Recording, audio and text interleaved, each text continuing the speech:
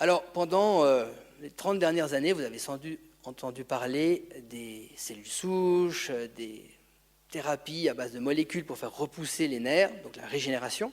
C'est l'approche principale pour réparer les lésions de la moelle épinière. Moi, étant physicien, je n'ai pas senti cette approche réaliste pour mon cerveau de scientifique physicien. Donc j'ai voulu changer le concept, en fait. Donc plutôt que de me focaliser sur cette réparation de la moelle épinière, j'ai essayé de me focaliser en fait sur les réseaux nerveux. Donc en fait, quand on veut marcher, comme vous imaginez, le cerveau va envoyer des commandes, donc depuis le cerveau jusqu'à la moelle épinière, et plus spécifiquement 5 cm de moelle épinière qui sont situés au milieu du dos, donc sous la vertèbre numéro 12. Mais puisqu'il y a une lésion de la moelle épinière, que vous voyez là modélisée sur des animaux, donc il y a des fibres blanches qui viennent du cerveau, elles sont interrompues par la contusion, donc la lésion rouge, mais vous voyez qu'il y a en dessous des petites fibres qui sont épargnées. Donc elles sont anatomiquement intactes, mais fonctionnellement elles sont en fait silencieuses, ce qui fait que l'animal, après ce type de lésion, va rester complètement paralysé. Et donc, comme je vous l'ai dit, les chercheurs depuis 30 ans essaient de faire repousser ces fibres, alors qu'il y en a déjà.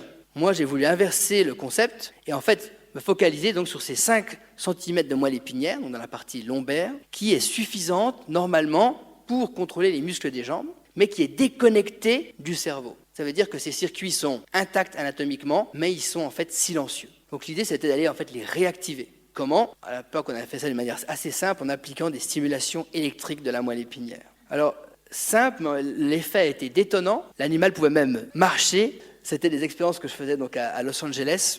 On avait des rats avec des lésions complètes de la moelle épinière, donc ils étaient paralysés, on stimulait et immédiatement ils se mettaient à marcher.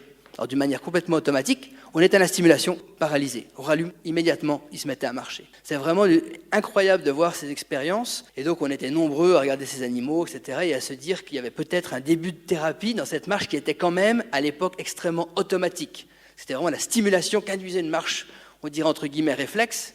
En fait c'est la moelle épinière intelligente qui va, sur la base des informations sensorielles qui viennent des jambes, choisir comment activer tel muscle, tel autre muscle, de façon à avoir une marche automatique.